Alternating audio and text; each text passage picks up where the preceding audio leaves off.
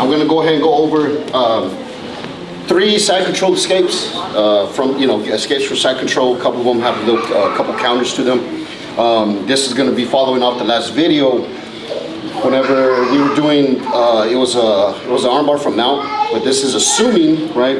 I'm gonna put my son in the armbar, just go and lay down on your back. This is assuming I have him in armbar and it didn't work and it's a failed armbar, so he escapes.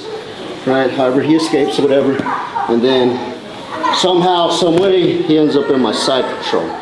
Go ahead, yeah, we'll stay right here, this way right here.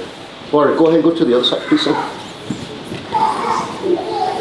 So, I'm in side control, and I'm gonna go worst case scenario, where my arms are all the way, he has me trapped every which way or whatever. So, I need to start protecting my body or whatever. First thing, I don't want him to mount. So, first things first, what I'm gonna try to do is I'm gonna try to put my hip kind of more or less in his knee. I can do this number right here, but it's just to prevent him from mounting. The next thing I want to do is I want to alleviate the pressure from his shoulder, right? Yes, see how it's like anybody in side control is gonna really put that shoulder in your chin. So I gotta find a way to alleviate that. One way you can alleviate that is go ahead and reach, right? And I'm gonna grab that shoulder and then I'm gonna pry it open, right? Now I'm going to worry about this arm right here. I got to create space so that way it can keep that pressure off my shoulder or whatever. So in a perfect world, I'm going to go ahead and bring this hand under him, right? And I'm going to use my forearm, not my hand, right? I'm using my forearm on his neck area, right? So now I can concentrate on this elbow right here. I got to get this elbow in here. So one way I can do that, I can kind of turn away a little bit, creates a little bit of space, and I can kind of put it in, right? And again, I'm using my forearm on his hip. I'm not using my hand, because somebody that knows what they're doing, they're going to use their hip and then they're going to wrist lock me. So I'm just using my forearms on his neck and on his hip or whatever. Sometimes, right, I'm creating a little bit of space. Sometimes I could just put my elbow in there. That's fine, no big deal. Next thing I need to do too, I need to start going ahead and recovering the guard, right? I need to get to a better position from here.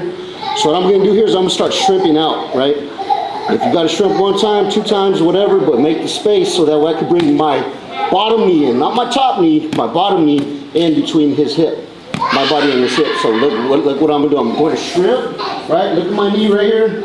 I'm gonna put it in, staple across his hip right here. Notice I have his tricep, his arm right here, so I'm gonna go ahead and keep that. I'm gonna go ahead and shift my hips, and then boom, I end up in guard. So do it again. So again, worst case scenario, right? I want to go and prevent him from mounting. So I could do this number right here. Sometimes they want to attack from here, whatever, right? It just depends on the situation. So now I want to go ahead and alleviate this pressure see him in the shoulder. So I'm just gonna reach and bring that shoulder back, kind of create a little bit of space. Now I'm going to go ahead and create one frame, go under his neck right here, right? And then keep that frame, my forearm on his neck. Sometimes, right, you can do this number, you can go around him right here like this, but you got to be careful, because a lot of the times, whenever I go around here, look what he can attack my arm right here. So go ahead and, see, he can trap that arm. So you got to watch that, right? But like I say, if everything's under control, whatnot, and you can kind of time it, you can do that. That's fine. Like I say, just kind of watch it. Either which way, but just kind of get your forearm. It's your forearm that you want to use. So that's one frame right there. The next frame, again, forearm on the hip. You strip out. Get my knee in, my bottom knee in. I'm gonna go ahead and shift my hips, and then now I recover my guard from right here.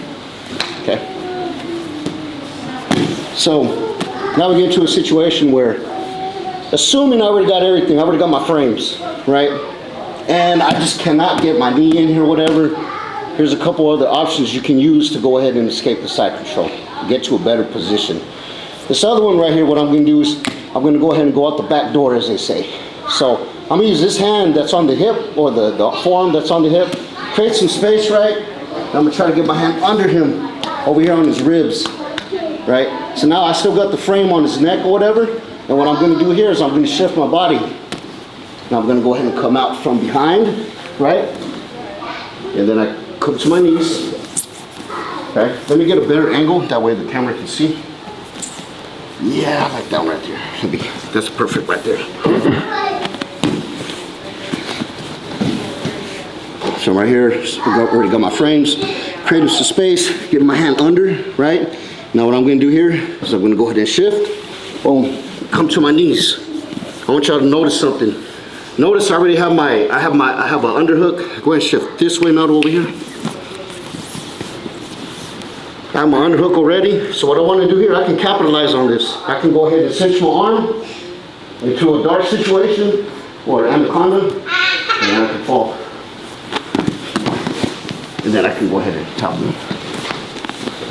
And I'll do that kind of a little bit faster, that way you can see how it kind of works or whatever. So. Boom, right here, come out right here, boom, get that underhook, and then fall down, then I'm going to tap it. So, now the third variation of escape. So, assuming I have my frames already, instead of using this arm, I can use this arm right here that's on his neck. All I gotta do here, create a little bit of space. I like to turn toward him a little bit, swing my arm under him right here, deep on his back, whatever. And then what I like to do here, go to my knee right here. And then from this right here, what I like to do is grab his knee, grab his ankle, and push forward. Then I can go ahead and go to the side. Okay. Sometimes, right? Sometimes I'm here, and let's say I already get everything deep under. Let's say I'm unable to kind of get his knee, depending on the situation, I can still come out, come under. See, notice he put his whizzer on me. This is a dogfight situation. I can still reach, put him on his back or whatever. Or sometimes, here, let go of the whizzer. Sometimes my head ends up right here. Just grab his hip. And then I can work on a situation where I can get take his back. So go ahead and work on those three variations. Is there anything, is there any questions? Yes, sir.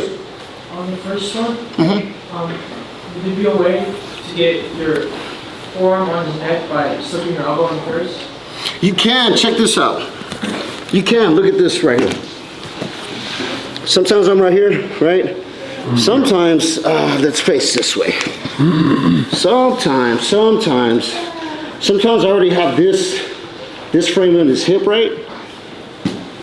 I mean, yeah, you can see I'm already creating space. He's already going back.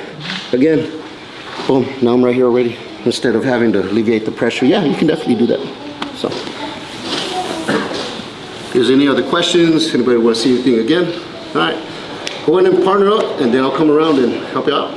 Ready? 1, 2. All right, this is Professor Nato here, over here at 613, San Angelo, Texas. If you like what you've seen, comment, share, like, subscribe, and I hope to see you on the mats one day. And yes, sir, have a good day. Usa.